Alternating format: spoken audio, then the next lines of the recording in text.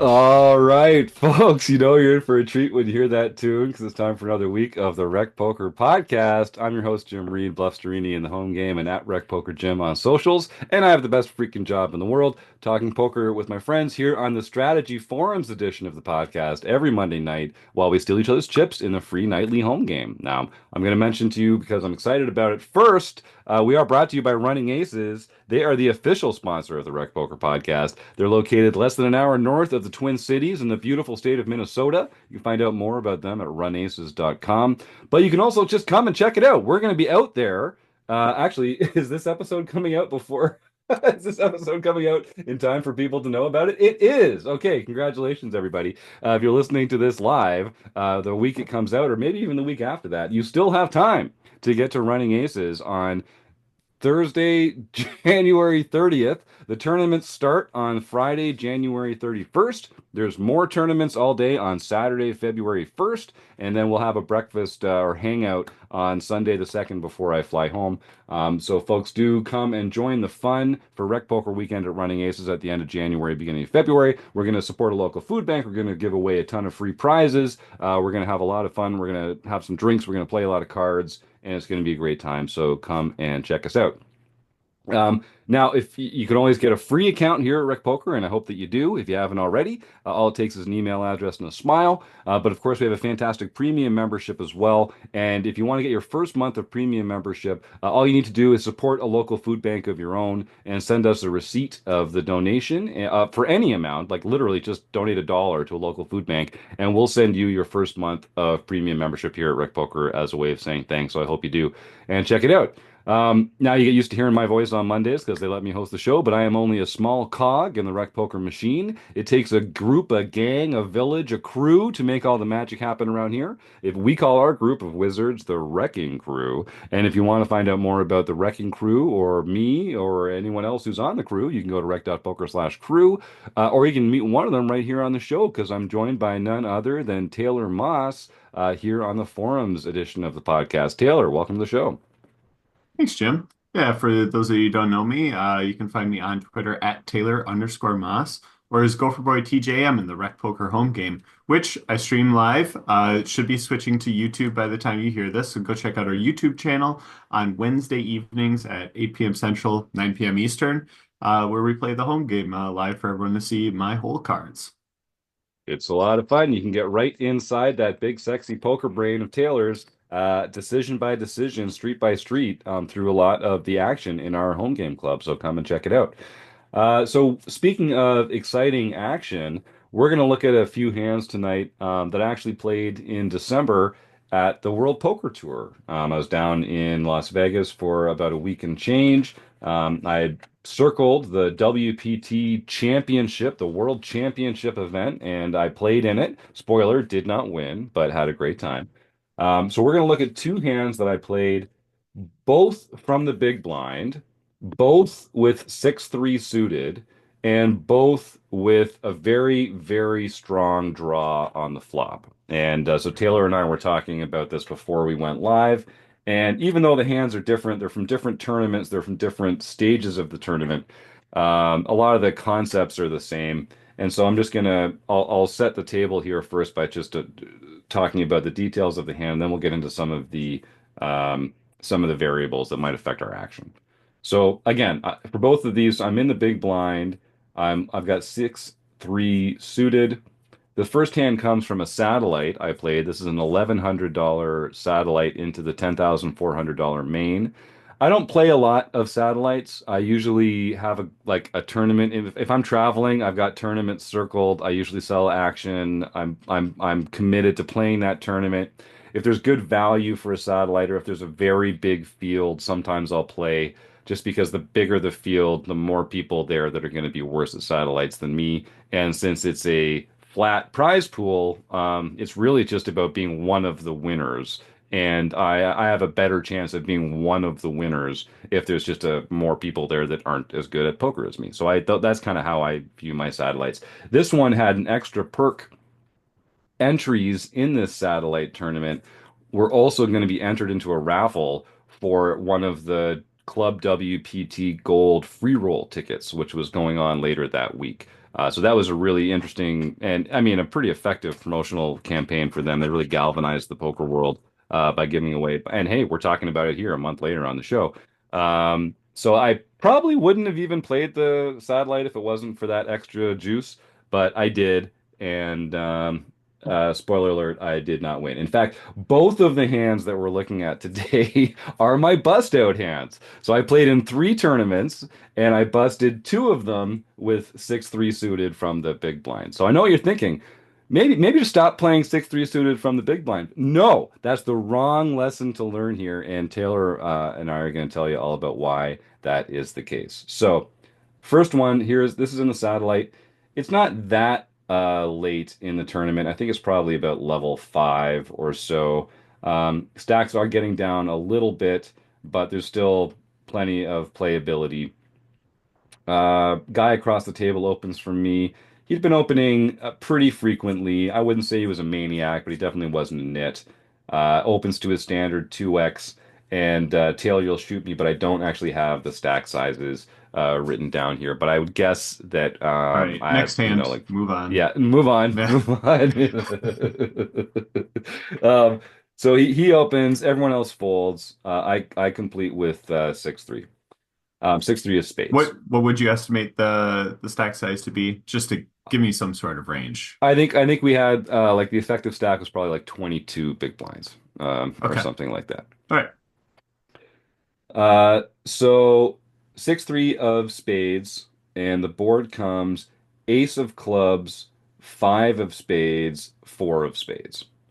So I've got 3, 4, 5, 6 of spades. I've got the up and down, straight flush draw. Any two, any seven gives a straight, any spade gives a flush. Mhm. Um, but there is an ace on the board. So I check, and the villain bets. That's that hand. Do you want to talk about this hand first and then the other one, or do you want to just kind of talk about them both and see what's Yeah, different between them? let's talk about each hand Okay. as we kind of go through it. Because I think one of the key things is like you have a really strong drawing hand, but you do have it on an ace high board here, Yes. right? Like Yes. that is a key factor that the opener in this hand, and I forgot what position were they? You said middle position. Yeah, hijack maybe the tables we were playing. Yeah. Okay. Yeah, so I mean, a lot of aces in those ranges. There's still other things within their range that aren't necessarily ace high, sevens, eights, nines, tens, jacks, king, queen, queen, jack, a bunch of other things like that do exist there. Um, but this is going to be like a range bet spot for them, right? So we're always going to be facing a bet. It's always generally going to be on the just smaller side. And then we have to decide what do we want to do with the world draw that we have here, which is probably going to be similar to like the next hand. But to me, stack size is insanely important here, Hmm. because the deeper we are, the more and more I want to check raise. Because we're going to go for a straight, we're going to go for a flush. Those are the types of hands that we want to have. The shorter stacked we are, um, the prospect of going after a straight, going after a flush kind of diminishes, right? Because it's like you almost prefer to have pairs, to have high cards, high pairs.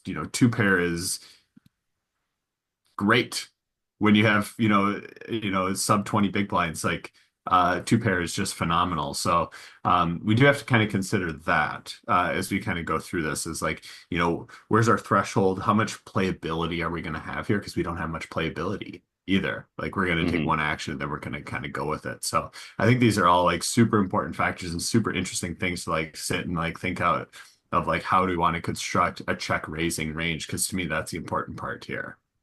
Yeah, and sometimes I'm torn in spots like this where we have so much equity that we can even like we can really just like we're often when they bet small, we're often getting the right price to call. Like we don't actually have to Mhm. check raise.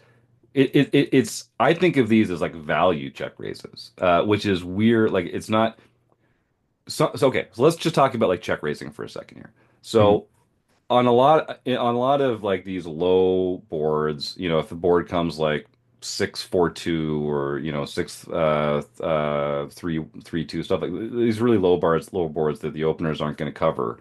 they're good like donk candidates. They're good check raise candidates because the other player misses, and so you can present strength because it intersects with your range better. Um, and then there's like semi-bluff check raises, where you've got a draw, you've got some equity in case they don't fold. But Hmm. then there's spots like this where like even if you told me that they had an ace, if you plug this into Equilab, like we're actually ahead. We're ahead equity wise, given the strength Hmm. of our draw. Um, so sometimes I feel like and I'll tell you what happened in this case. I had been card dead for a while, and I saw my cards when I closed the action. And I was like, "Oh man, how great would it be if the 5-4 came?" And then the 5-4 came, and I was like, "I am meant to win this hand now." And I got And then very you think, attached how to it. great would it be if a seven came? Right, That's yeah, what you got to think about next, yeah. then, too, Jim. You've got to get your deck reads going. That's right. Yeah, I really let myself down there. I didn't positively visualize the 7 or the 2 or any of the spades. A lot of ways this could have gone my way. Hmm. But so I check raised like confidently and expecting like even if he called, I was like, that's okay. I'm just gonna win it on a future street. Like I was so I was like, I already thought this hand was tied up. So like that's leak number one already is, don't feel entitled to win any hands. And certainly don't let that guide your actions at the table. Um, but I honestly I didn't even think about check calling because I was like, Yeah. this is my spot. Because I think check calling is definitely appealing here. I'm almost always like advocating for aggressive actions and like going after things. Um, but the thing with this is like, how are like real life opponents actually gonna like react to the check raise? Like, they're gonna very confidently get it in when they have an ace. Yeah. No worries. Like, opponent has ace deuce suited or whatever the worst ace is that they might have here. They're gonna be super happy to just like get it in and run the numbers. Um, and then they're gonna fold, king highs, queen highs, and stuff like that. But is it really like what we want to be doing with like this exact hand? Like, what does our exact hand want to accomplish? It wants to bluff off those king highs, queen highs, but it also wants to stack the pairs of aces once we hit. Um, so I think check calling can definitely be a viable option because we are going to check call some aces too that do give us the flexibility to bluff on later shoots if they do have those like king high, queen high types of hands. Um, and the times that we're not going to be able to bluff king highs, queen highs when a king or queen comes later, probably aren't going to be hands that we want to like continue bluffs with because we're not going to have hit our straight. Chance maybe we would have hit our flush, but like there's like other ways for us to go about winning this hand outside of just putting our chips in the middle and hoping to win a coin flip. 'Cause, I mean, we do have great equity, like that's not necessarily a bad idea, but I think there are potentially other ways of going about this, knowing a lot of like real life opponents are just gonna call off with an ace here. Hmm. Yeah, and I feel like a lot of I saw a lot of check raises in on this trip in particular, and everyone reads them as flush draws. Like they're Hmm. just it's just like they just everyone puts them on flush draws. They often are flush draws. I like that hands like this have like the more disguised outs of the straight that people aren't gonna like see coming. The problem with the flush draws is that when they come in, everyone can see three spades on the table. That slows the action down. They're less likely to call now with their second best hands. Um, but the straights are a little less obvious, and I feel like you can get more value with those. So if so would you be more inclined to check call in this exact spot, but you'd be more inclined to check raise if it was like a jack high board instead of an ace high board, or if we had a weaker draw, like we had only a flush draw but Yeah. not a straight draw, or only a straight draw but not a flush draw? That's exactly where I was going with it because it's like in with this exact hand, the 6-3 suited that's got the straight draw, the flush draw, and the straight flush draw, is like super strong. And if we check raise and get called and don't hit, then we're in a really weird spot on the turn and not really knowing like where to go with it. Like we still have a strong draw, but if I check and they bet, am I really going to call off with that equity? Do I just jam here? And you're kind of in weird spots where if you choose to check raise with weaker hands that can still like do well. So you have a 4-5 board, something like a 7-8 with like one spade. To me, it makes a better candidate for a check raise because it's going to play really simply after that. If you get called, you check and you give up, but you could still hit a six to like hit a straight and then have the nuts. So like you still have some nut potential with those raises where the 6-3 suited specifically has like a ton of equity but really bad showdown at the moment. Hmm. There is a game kind of with that of like where it's at. And then the other question that you had of like, are you more inclined to do this on, a jack high board 10? Of course, yes, that makes everything like way easier if it's not ace high. Then we're going to have more check raises in general. And then it just makes an easy include for 6-3 to be in there, where on an ace 4-5 board specifically, like what are the hands that we're check raising in that Like for spot? for for value, I was thinking about this. So I think we're completing in the big blind with some like ace four, some ace five, some 5-4, sets of fours, sets of fives. Those are the value hands that I think, and Hmm. we probably have like all of those. Well, I Yep, guess totally agree. there's only two combos of the suited ace five and the suited ace four because they're on the board differently, but. Hmm.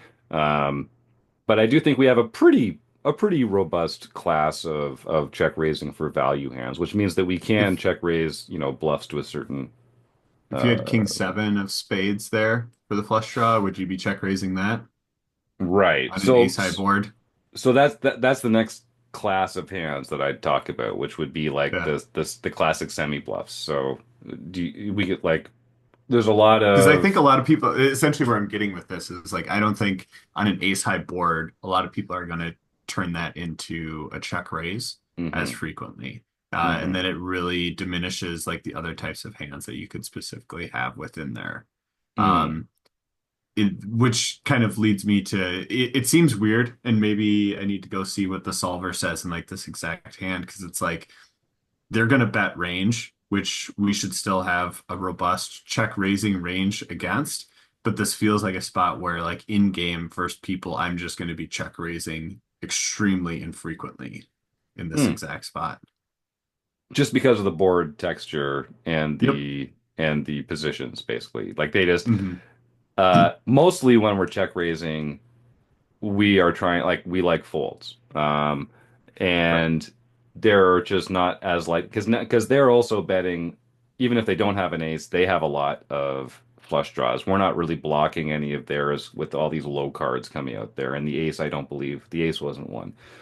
So they have all sorts of flush draws that they can be betting that they're not folding to a check raise. Yep. They're And they betting still have aces that are the ace of folding. spades that, Yeah. is going to see that with the other spades on the, like, there's just like so many like good hands for them to have here that they're not going to like find a fold to. So And that's essentially the premise of like where I'm getting with this. And like my thought process as I'm going through this is like, if I have a king high flush draw with no other equity besides the flush, do I really want to go for a check raise here?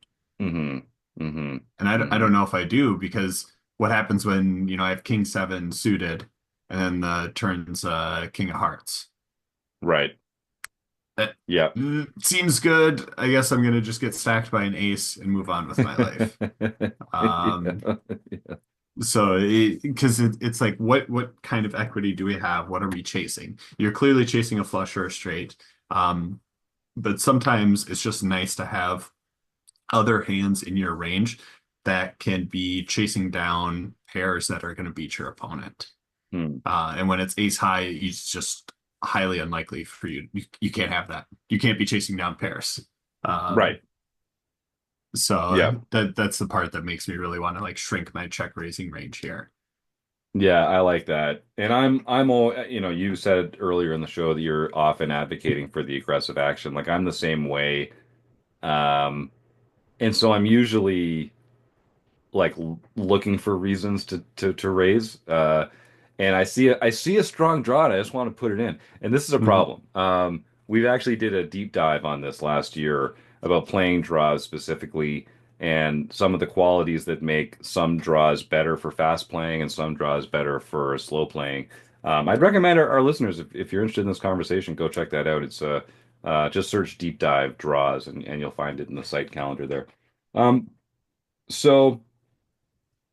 Yes, all right. So as played, so I do check raise and they call. The turn brings an offsuit eight, which does not bring anything in. I guess it brings in some of the straight combos that I could have been repping, but I did not. And I have a pot size bet left. That's the sizing that I chose on the flop. So another decision point here, obviously. I think we could check. I think we actually could bet small. I don't like it, but it's available to us as an option. Mhm. Or we can shove. What's your first inclination? Are you rejecting any of those options, or do any of them jump to the top for you? Check would be my option here. Um, like I was kind of talking about before, when we check raise and get called, um, it's highly unlikely they did so without like a made hand. Um, I guess if we go for a jam here, we're really targeting like tens, jacks, queens, kings to believe that we have an ace and we're ready to go with it, and then they should fold that. Um, but conversely, I think if we check, those hands will also check back, allowing us to see a free river card, and then we could potentially bet there or bluff jam on the river. Um, I just, if we check here and we get bet into, we know exactly where we're at, Hmm. right? We know exactly the equity. We can kind of run the numbers. If you've got a pot size bet left, you need to be right 33% of the time. Um, I don't know the exact numbers off the top of my head, but I'm guessing we're just slightly below that, Hmm. Hmm. which then can make it a fold. Unfortunately so, but can be a fold if we check and then get jammed on. Um, but we should still have about 15 big blinds, which Yeah. isn't the worst thing in the world. Um, but this type of play makes me feel a lot better if I'm using some of those like worst check raise candidates instead of this like premium check raise candidate. But we are in a stage of a tournament where pairs are golden and two pairs is even better. That we don't necessarily need to be chasing straights or flushes for big chip stacks. Yeah, and I think this was the same problem that I had. So this was like level five. I'd picked up a few pots in like level one or two, and then I had basically just been card dead for like the last 90 minutes, and I'd been Mhm. blinding down. And I, like I say, I got like attached to this hand, and I made a bonehead play. Like I'm not often in a situation where I let myself make like an emotional leak affect my actual decision, like my strategy decision at the table. But this is a good example of a hand where I did that. So I mean, whether, I don't think it's like because you jammed, right? I did, yeah. So I Yeah. jammed turn, and I I feel like I've got a bunch of equity still, mhm. and but like what I had no bluff target in mind. Like I wasn't thinking in my mind, oh, they'll fold an ace now because like I must have two. They must believe I have two pair or a set now. Um, Yeah. I wasn't You're even just thinking about r- what they had. I was just like, I'm gonna win this a certain percentage of the time. Let's go. And it's like yeah, it was you're a just bad. running equity the same way that like when you started this off, you're like, hey, you've got 50% equity. We might even be ahead equity wise, even though we're behind in the hand. I just crunched the numbers quick. Probably like versus a pair of aces, 34% equity, which is kind of like leading into like exactly like chip EV with where you're at. On the turn here, you're Um, saying? yeah. Yeah, Yep. yeah, yeah. Yeah, with one card to come, with the straight flush draw versus a pair of aces where a pair is not going to help us. Right. So very, very close. If that's the case and we're going to call off, then I'd rather we just jam here. Um, but I do think there's some added value in just checking, trying to see a free river card because I don't think opponent is ever going to put us all in without exactly the type of hand we would expect them to have there. They're not going to have King Jack offsuit and be like, aha, yes, I floated this check raise correctly. Now let me jam the turn and get the opponent to fold their flush draw. Um, I just never see that happening. So it's just one of those run the numbers types of spots, I guess. Yeah, and I think it's nice, having a hand like this where you do have so much. Like when I look for bluffs that aren't on the river, usually they're a combination of high equity, low showdown. Those are the hands I like to choose for my like bluffs. Hmm. I don't use blockers as like I use blockers a little. I more use blockers on the river, but pre-flop or pre-river, it's more about having ways to get bailed out if it doesn't Hmm. work. And so low showdown, high equity. I've just kind of trained myself to seize these spots and to apply pressure in these spots. Um, Yeah, and I totally get that, totally agree with it. The only thing that's really just giving me pause is like it's an ace high board. mhm, They bet, we check raised and they called. Like mhm. they might as well just turn their hand over and say that they have an ace. And it's Yeah, just like we know exactly what it is. So it's like, how do we kind of like combat that? You have the high equity hands, but low showdown. So it totally makes sense with that. But it's just also that um a real life opponent probably doesn't have some of the bluffs that a solver is going to get to fold. So you're just stuck in a spot where you're running the equity, where you have about a neutral chip EV decision. yeah, and I can just find better investments for myself in a poker tournament than that. The one thing that I really berate myself for in this spot is just not recognizing how strong their bet calling range is on that flop. Like when they do like yeah, I took my check raise spot. It is a high equity low showdown spot. And then they called. And like you say, so well, all right, well they have an ace or maybe they have a worse flush draw, a better flush draw than me. Um, but like they basically have an ace. And that doesn't make nearly as tempting a bluff candidate as just a spot where there's c betting range. So I really should have just reevaluated what their holdings were. And it wasn't like I Mhm. say, this is what I'm really annoyed at myself with. I just wasn't thinking about their range at all. I was just like, me have draw, shove now, good. Yeah. And it And was not good.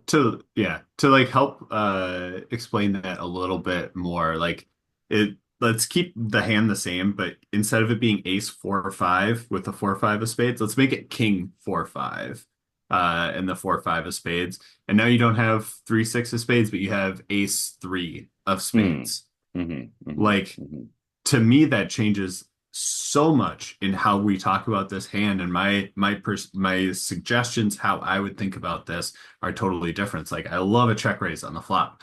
I love just shipping it into them because although we lost a potential for straight equity or the open-ended straight, we just have that overcard possibility and less likely that they've got a king in their hand. It's more likely they have the ace and the king. So it's just like it seems so similar, but in my mind, it's just so different where we have that like pair equity to go with it. Yeah, I like that. So interesting conversation. Let's change a couple more variables and we'll look at the next hand that I wanted to Hmm. bring to this episode. So this one's actually in the championship. So it's let me see. I think I played the satellite on Thursday and then I took a couple days off to play cash and watch the Steelers get absolutely destroyed by the Seattle Seahawks, which was or the Philadelphia Eagles, which was terrible. Um, and then I fired the championship on Mondays. This is a few days later. And I don't know, it's after dinner break. So I didn't actually write down the levels here, but I was down to about 14 big blinds at this point, I think.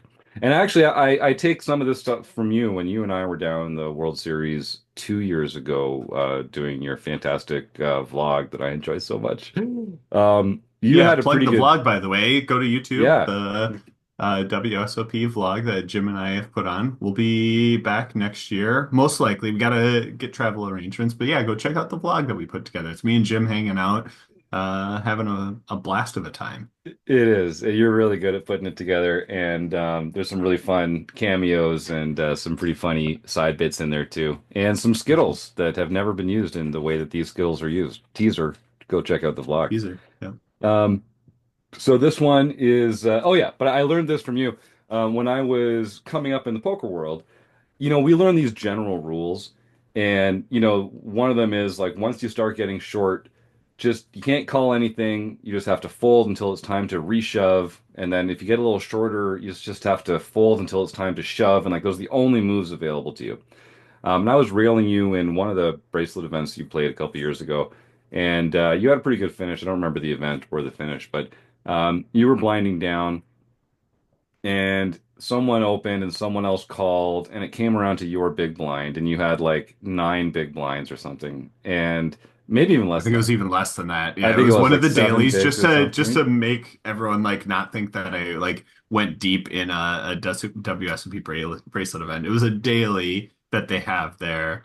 But this was final two tables. I know the exact hand that you're talking about. It was either like 12, 10 people left, something like that. Like we were very close to the end.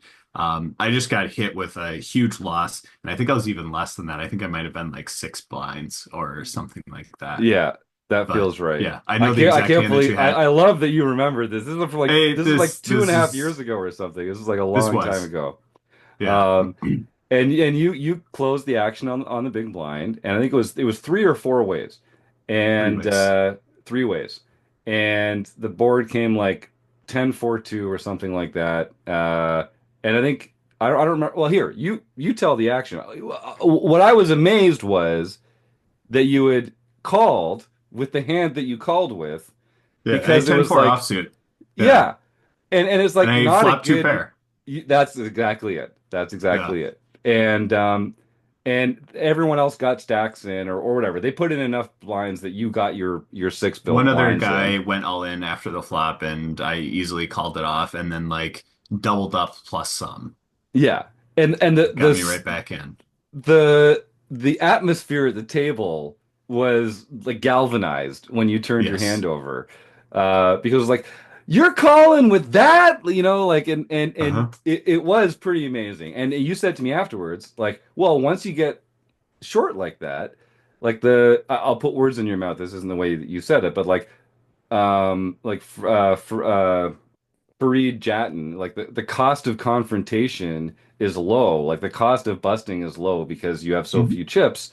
And like stacking off with one pair when you have four big blinds behind is like so clearly the right decision that you should actually be closing the action in these spots. Maybe not calling in late Yep. position where you're not closing the action, but you should be closing the action more in these spots because you're going to get into a plus EV spot post flop more frequently. Am I about summing that up? Can you speak to that a little more carefully? Yeah, I mean, it was a multi-way hand, which you don't want to be involved in. Um, but I was the big blind, and I get the opportunity to put in one additional big blind, close the action, see three cards, and then react with what to do there. And a lot of other instances where you're deeper stacked, if you have 10-4, you just don't even complete that because if you hit a 10, if you hit a 4, you don't want to play multi-way and bust when you hit a pair with a terrible kicker. But when you're so short stacked, you don't care about kickers. You just care about making some sort of a hand and going with it. And I would have went with it had I hit a 10 or had I hit a 4. I just happened to hit a 10 and a 4, which made me feel extremely confident. But it's like you get that short. It's like, it, why not invest one more big blind when once they pull all the chips in the middle, there's going to be seven big blinds in there. Like, you might as well go with it. So don't give up when you're short stacked. Calling and playing small ball while you're short stacked is a very valuable skill and one that I absolutely love to utilize. Yep. And so I've thought about it often. In fact, we're not going to talk about this hand tonight. But the third tournament I played when I was down there was the Prime, which is a fantastic tournament. And I didn't bust on this hand, but oh no, did I bust on this hand? I think I actually did bust on this hand. Yeah, that was my bust out hand from the Prime, was one where I had 10-5 in the big blind. And I did just complete because I was getting short and I flopped top pair and got it in. Unfortunately, they had a higher kicker, and so it didn't go my way on that one. But I did kind of appreciate that lesson in sort of, seizing the value that's available. And when you're that short, like busting's gonna happen. So do you want to just like run cold for another couple orbits and then shove king high and Mhm. that's how you bust, or do you want to just like take a chance and, as you say, it only costs you one more big blind and you still have a lot of equity in the hand at that point. So that's cool. I'm glad. Of course, you remember that. We have interesting memories when it comes to this kind of stuff, don't we? Don't we all? You want to know what happened after that hand when we made the Oh, final please, table? pray tell. Yes. And I busted out in ninth because I jammed kings and ace king called, and then there was an ace on the flop. Yep.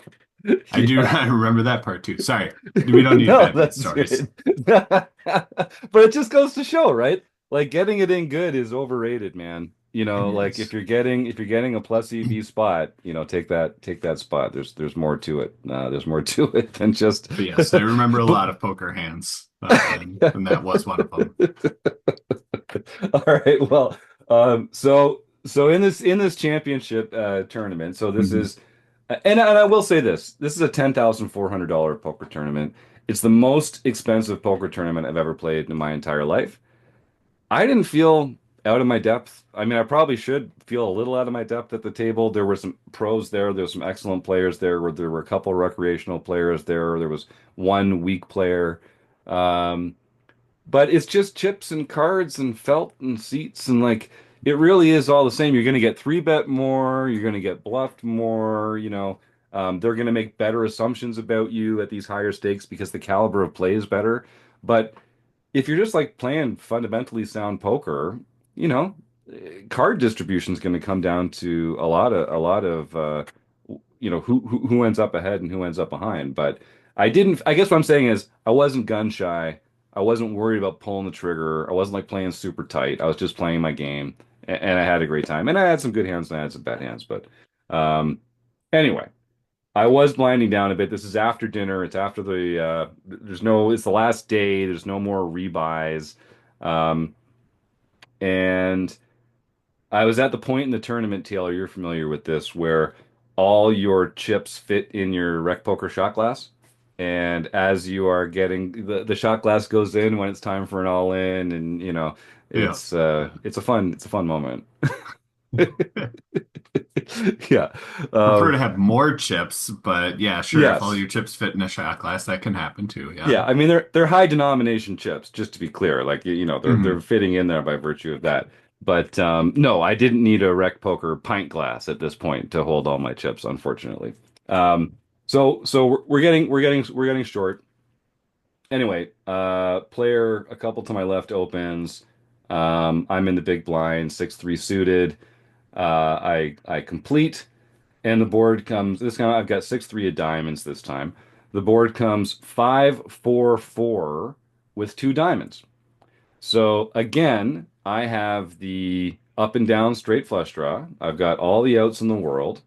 Instead of an ace high board, this is a 5-4-4. It's a paired board and it's all low cards. So I think this is a Hmm. much better candidate for a check raise because our opponents are very frequently going to have two unpaired overcards to the board. Don't have a Hmm. lot of fives, hardly have any fours at all, and the combos of over pairs that they have are dwarfed by the combos of unpaired overcards that they have. So it's their range is a much better candidate for a check raise here. Um, Anything else that you think is kind of interesting about this spot or different from the other one? Just that and the fact that we're short stacked here. So we're shorter stacked in this one, Yeah. um, which we'll probably get to because you're probably going to ask me like, what do I do? But it's like Um, we aren't necessarily tied to just two things, which would be folding or jamming, even though we're like shorter stacked. Um, because this is a board that way favors our range over their Hmm. range. Hmm. Like, look at a chart, look at like what connects with a 4-4-5 board with their opens, and it's just not a whole lot. So I think we can have a lot of check raises here. And the 6-3 most definitely finds its way into there. So I think it's very different than the last hand that we discussed, where it's like, hey, on that specific board, it really favors their range. This one way favors our range. It's almost like we couldn't pick more two opposite ends of the spectrum of where does a flop or who does the flop favor for these hand discussions. Yeah, that and again, it was one of these ones where I looked at it and I was like, well, this is the board I wanted. Like I can't draw up a better board than this. So I sort of knew I was going with it. So I checked. I don't see any reason to lead out here at all. So We I mean, can. I don't think it makes much sense because we're not worried about getting stacks in the middle. mhm. We're so short stacked that even if it goes check check, we can bet turn, bet river, and still comfortably get stacks in whenever we want to. And we also essentially have a hand. We're never going to fold this. Like Mhm. we're always ready to be committed with this hand in this spot versus this opponent. And I don't know if I'm greedy, but honestly, my thinking was, well, if I don't, like he's gonna see bet frequently here just because like he should see bet frequently to a small sizing because I'm so short stacked. I'm running out of options here, so he can leverage a lot of my stack with a small bet. And I was honestly thinking, I was like, okay, well, he has two unpaired overcards. So if I'll win more chips by check raising than by leading, and he just folds here. Yeah. Um, so I check, he bets, and I shove, and he calls. He's got pocket jacks, no jack of diamonds. And I'm like, oh, that's pretty. I turn my hand over. He looks at my hand. He's like, oh Christ, do you want to change hands? Do you want to switch hands? I think he underestimated how much equity his overpair had there. I think I'm Yeah. it's about this one's about 50-50, I think, or maybe I'm slightly ahead. I'm not quite as far ahead as I am on the other one, But yeah, but let's roll back though, because you check, he bets, and then you jam. I think the what I would do is I would be check raising small here. let's talk about that I because again, that's another spot that didn't even occur to me. Yeah. No, Take me if through I have, 10 big blinds, and someone see bets, 1.5, two big blinds, something like that, I'm gonna like click it back. It looks so insanely strong. And I'm going to do it with a lot of hands because it's really cheap to do so. And it. if I do it with the total bluff and I have to fold and keep five big blinds after the fact, that's fine. But they're just going to have so many bet folds here that I'm going to like overcompensate with small check raises, and I don't risk my entire stack when I do so. And when I do have a really strong hand, all I'm doing is just incentivizing them to call and like put more chips in the middle and allow my greed to go even more than Jim might have with just trying to get like two big blinds or something like that. But I feel like so many people are like, I've got 10 big blinds. They bet two, which means, I can raise eight more. There's essentially eight in the middle. So if I have a pot size bet, I must, bet all in. Like that is the bet size for me to use, and there's no other question to it. Um, this is kind of that same concept that you were leading into before of like short stacked play. You can like play small ball. You can get more creative with your lines. You can kind of see these types of things and like go with it. And it's like I love these spots to just check raise small. And then I'm jamming every turn, Hmm. no matter what. But I think this is a really kind of cool spot for us to utilize the small check raise. Yeah, I think so too. And there's been a few hands that I played over the last little while where I've been talking. And I think you've been we've talked about a couple of these on Discord and on socials. And there's been a couple times where you or other players that I respect have said, "Well, you could just click it back here, or like you could just make a smaller action." And I don't know if it's because I like have played a lot more cash than tournaments or Mhm. what, but like that that exploit just isn't in my textbook. It's one of those things that I have to be more intentional and conscientious about bringing into the table Mhm. because it's just not like one of my go-tos. But I can see how it's very valuable and unsettling to players that aren't familiar with it. Yeah, I mean, imagine you're in your opponent's spot and you've got ace 10 offsuit, and then you bet, and then your opponent check raises you tiny, and they Yeah. barely got any chips behind, and you're just like, what do I do with this ace high hand? Like, it's just so infuriating for them, and I absolutely love it. Yeah. That I love putting them in spots like that. But it's like, it, they had jacks. It's like that's not the type of thing that you're targeting when you have a Right. check raise. Like Right. you're gonna have good equity versus it because you have a really strong drawing hand. But that's not the type of hands that you're trying to get to fold here. You're trying to get just two overcards that do have you beat, Yes. but just can't withstand a raise. And like that's what you're trying to go after here. Because like they have Queen Jack. Sorry, they're not playing this hand anymore. Uh, and that small check raise can be really, really mean. And I like being really mean. Yeah. And I think people are going to give you credit for having a very strong hand, like until they Right. see Who does otherwise. Like that, when you right? no, right? And I always ask myself, like, so why did my opponent choose not to add more fold equity to this spot? And usually the answer is because they have a hand that's strong enough, it doesn't require fold equity for this to be a profitable play. But as you're pointing out, like you can actually still apply a lot of fold equity. Certainly, even if you click it back and it's like a third a size the raise as your shove would be, you're definitely getting more than a third of the fold equity than the Hmm. shove. Like you're definitely getting your out um rewarding yourself. Like you're getting a better return on that from fold equity than you are on the shove. So that's a Right. very I really like I got to work on some of this short game stuff because it's when the decisions are most valuable. It's near the end of the tournament, stacks are short, like you're closer to Hmm. busting. Feels like there's a lot of room to grow there. Yeah, and I mean, you're in early-ish stages post dinner break, but it's like you get to final tables, final two tables, late in the tournaments, you're gonna be playing on the stack size a lot. Like those are the type of things that can like really boost your chip stack in a really important part of the tournament. Um, because I think a lot of people when they go through that and they're like, oh, a 5-4-4 board, I bet, and my opponent just clicked it back. They've got a four, right? Like, Right, right, like they yeah. just have a four here, right? Um, because like Yeah. nothing else really makes sense. No one's gonna do that with 9-8 offsuit or any sort of other thing that existed there. So you're just like they just have it, Mm. and it allows you to bluff a little bit more. Yeah. So when those spots exist, I like to take advantage of them.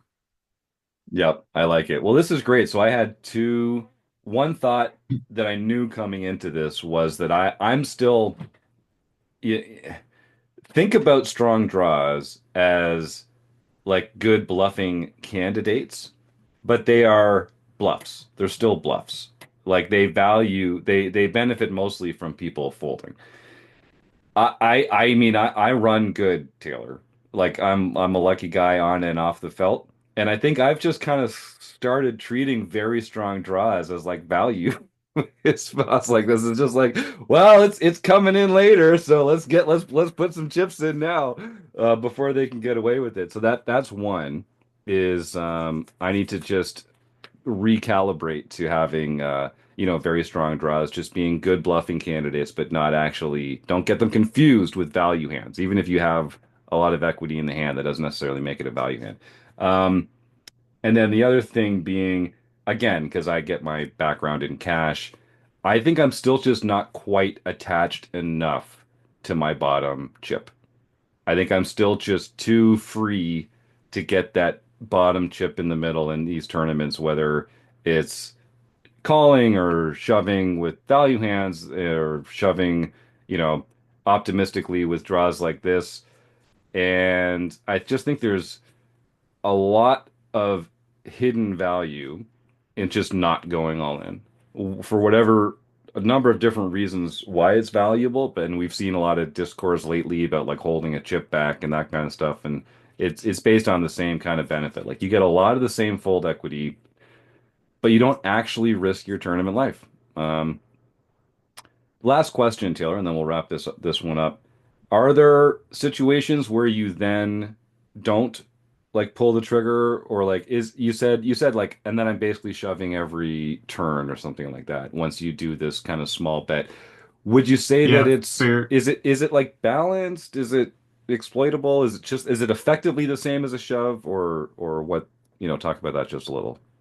So a fair thing to bring up because I felt like I almost left that like a little bit like, oh, okay, you make this small raise and then you always, no matter what, go with it on the turns. I meant with like this specific hand. Like this Mm, specific hand is just always going to go with it, like no matter what turn cards come out because you've done your equity denial and then it's okay, let me just push my equity here. If I hit a three, if I hit a six, if I hit a straight flush or any other like card, I'm just going to go with it there. Um, but there will be times where I have just like random bluffs in this spot too. And like say the scenario that I laid out, like you had 10 big blinds, they went to two, you went to 4.5, and then you've got 5.5 left. If I get check called there, I'm probably just gonna shut down and just try and hold on to like my last chip with my complete air balls.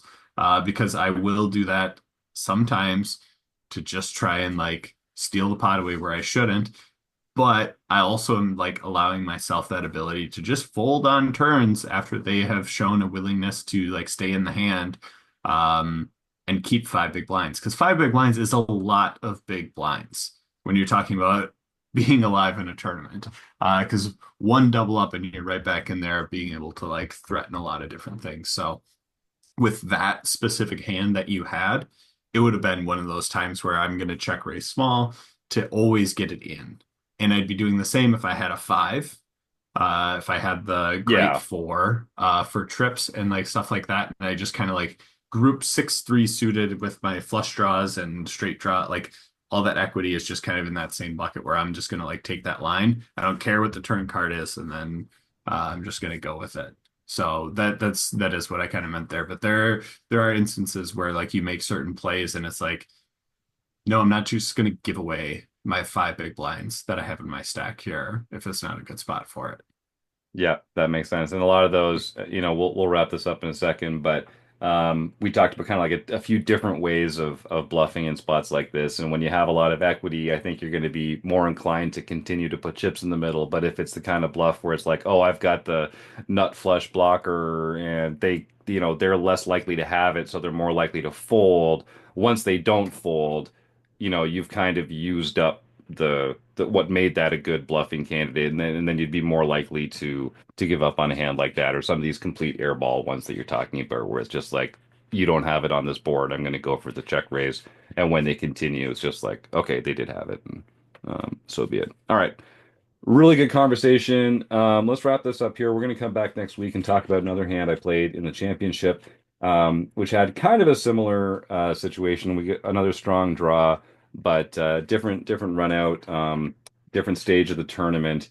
And this one I know I made a big bonehead error in. So whether I played these hands well or not, I busted out of the tournaments with them. This other one I didn't bust out, but I know I made a mistake. So this will be a fun one to talk about. All right. Well, thank you to the Running Aces Hotel, Racetrack, and Casino. Thank you to Taylor Maas for sharing his expertise with me today. Thanks to everyone who listens along at home. We couldn't do it without you. Thanks to everyone. Happy start to 2025, everybody. And we'll see you next week on the Rec Poker Podcast.